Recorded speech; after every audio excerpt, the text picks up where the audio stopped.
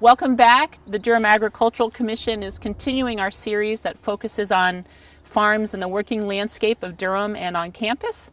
And in this series, we're going to have three different stories to share with you. The first is the high tunnels on the UNH campus and how they're growing vegetables in that vegetable growing season underneath the high tunnels. The second visit we make is to the community gardens up at Wagon Hill Farm, where we're learning more about square foot gardening and how that works and what you need to do in order to get your garden ready for the season. And then we're back here at my farm on Bennett Road, which is Liberty Hall Farm, with our small flock of sheep and talking about how our lambing season went and what we're producing here on the farm in Durham.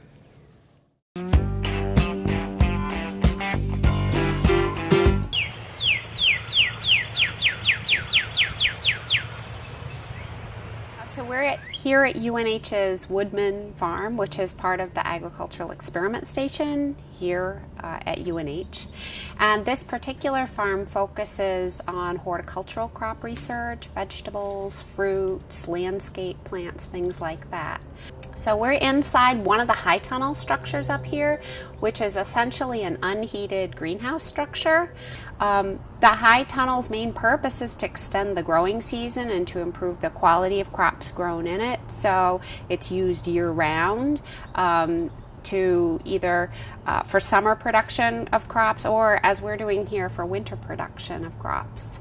This is kind of a high-end high tunnel because we have automatic ventilation, so that if we're not here to open the sides up first thing in the morning and it starts getting hot, which it does when the sun comes out, it automatically has roll-up sides and vents. So it's kind of the bridging the gap between high tunnel and greenhouse. The goals of most of my research program are to answer questions that are relevant to growers in the region. So the answer is we grow what growers grow. And this one in particular came about because the most common use for high tunnels is tomato production in the summer, because it's a very high value crop, and winter spinach production. But these come into conflict in September and October, where the tomatoes are still producing, and so growers want to hang on as long as possible, and yet they know that planting the spinach earlier is going to be better. And so the question was, how long can I wait? And so it came directly from that. Most of the projects do come from the growers. The big picture overall is, with all of the research projects we have going, because spinach is just a piece of that, the big picture is to answer important questions that veg and fruit growers have in the area. So try to help them so that they don't have to experiment and learn all these things on their own. So to try to get them current, relevant, accurate information for our area. This is actually the third year of this experiment, so we're probably going to wrap it up after this year and start to get the word out. We've been working on overwintering onions, we're working on tomato experiments, and some strawberry experiments. We've got a lot going on, but right at this moment we don't have another winter production experiment planned yet. But I'm suspecting that as we go to write this up and analyze it and start talking with growers about what we found, I think that will raise a whole lot more questions. That's usually how it works. Today is the opening day of the garden for 2016. This is our 8th garden season here. And we ask everybody to put in 4 hours of work each season, each gardener who is here. We have approximately 75 gardeners, and we have 120 beds, so there's a lot of work to do, and we like everybody to chip in, mainly because what we're trying to do here is build community, not just about gardening. It's gardening, they say, the American Community Garden Association says that community gardening is 90% community and 10% gardening. So it's what we're trying to do here is to build our community up. So today the projects are to haul the lumber that we had milled last year out of the barn, to repair all the beds that are broken, because this is really the first time we can get on the ground since it's been really sloppy out here and cold. Hi. Good. And then we're going to ask people to bring all the hay down because we're building a new lasagna bed. That's what they're doing over in the corner. There's a group of people here that are getting an orientation because they're new gardeners this year, so they have an orientation process for like an hour or 45 minutes, something like that, to learn sort of the ropes of this garden. Somebody said somebody was out planting beans last week. They're not going to get any beans. No. As soon as they germinate, they're going to get frosted. Right.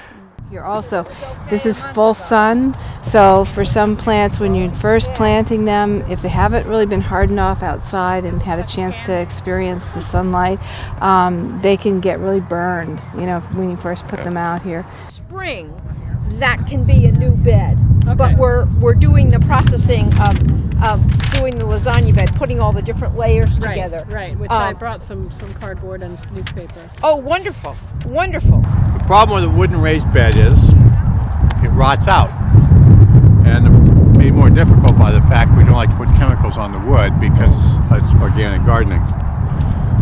This year we're just going to try to stabilize the 4 or 5 beds, and next year we're going to have to get serious about doing something significant. We have every work day, the second Saturday of the month, we have a work day. Every gardener has to do 4 hours, so they can come for an hour, do an hour, and then leave, and then do another hour. We go from April till October with work days, and then we have a final cleanup day that takes place in the end of October when we put all the garden beds to bed. That's the community part. They're in their own. This bed here is just cared for by that one person, but to try and get to know the people who you're gardening with. People come here between dawn and dusk. Half the time you can come here and you'll see absolutely nobody. So it's really important that if you are going to know who's your next door gardener is to really be able to meet them somehow. And the critical mass is just about there. I mean, it's starting to feel like a community. People have been in here for 8 years together, a lot of them. And, you know, there's amazing friendships that get made here. So it's a really terrific thing.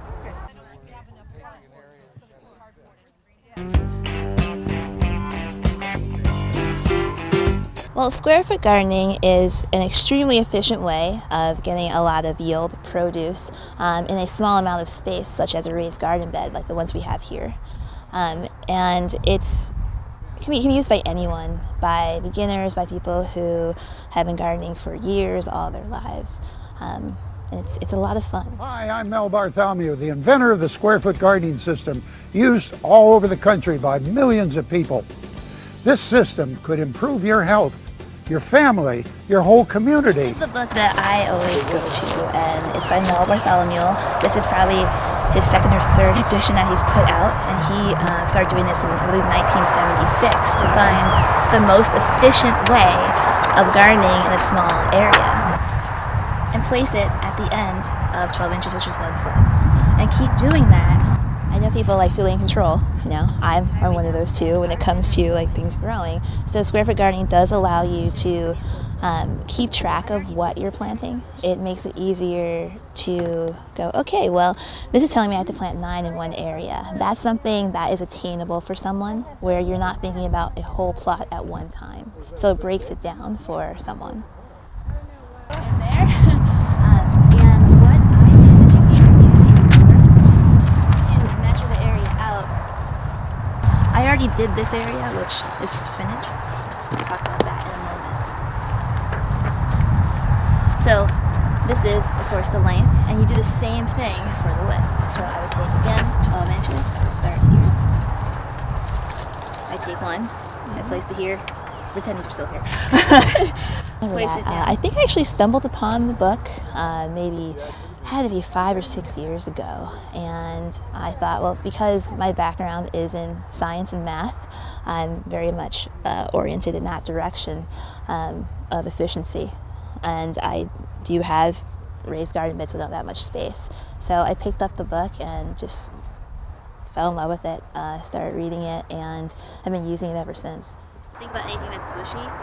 If you only can plant 2 or 3, make sure that, say, a triangle, for example, you want to think about spacing.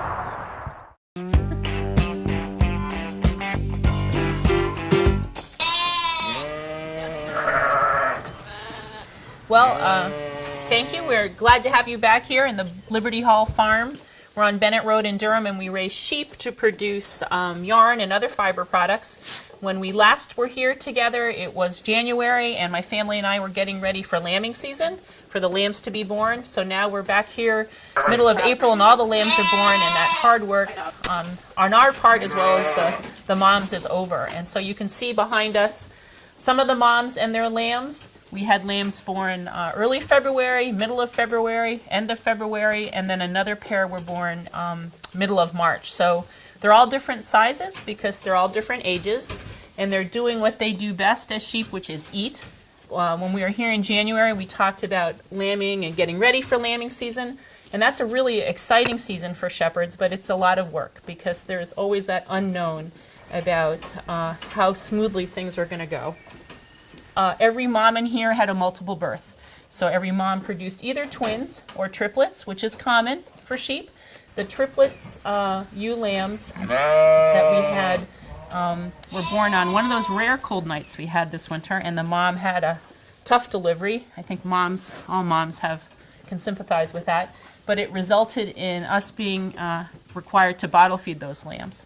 And that was just to get the extra nutrition into them. In our case, we do intervene, and so we're bottle feeding for the first few weeks of life every 3 to 4 hours. And just like a newborn human, we're getting up. In this case, we're coming down to the barn, and we're feeding these sheep bottle-fed formula.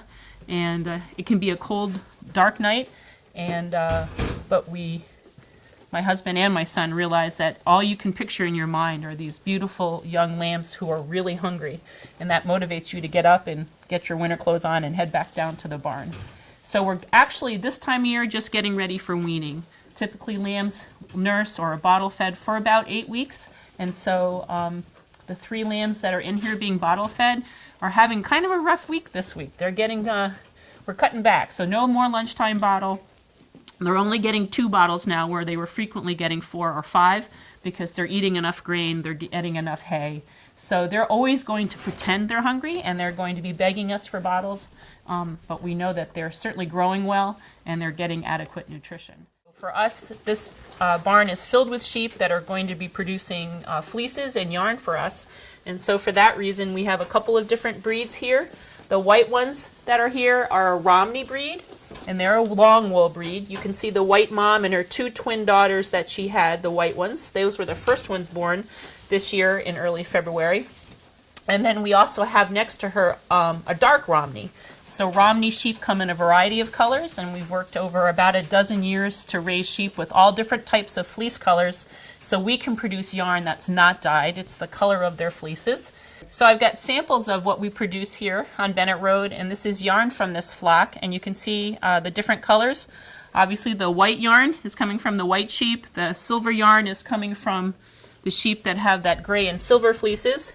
We have black fleeces as well that produce a black fleece, and then we have a darker gray. And so all these are not dyed. They're just coming from the fleece, and that's something that we've worked to produce over a number of years, is different variations. And so we're proud of that, and I think we have a niche really in the farmers market community where people are attracted to not only is it locally produced yarn, but it's also not dyed. It's the color of the fleece.